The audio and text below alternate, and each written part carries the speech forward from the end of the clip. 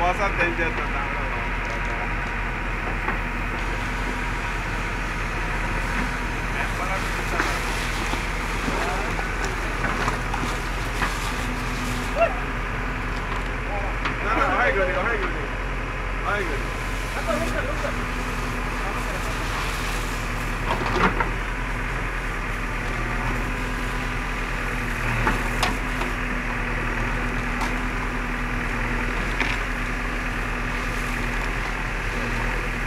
आता श्याम बयणार आहे.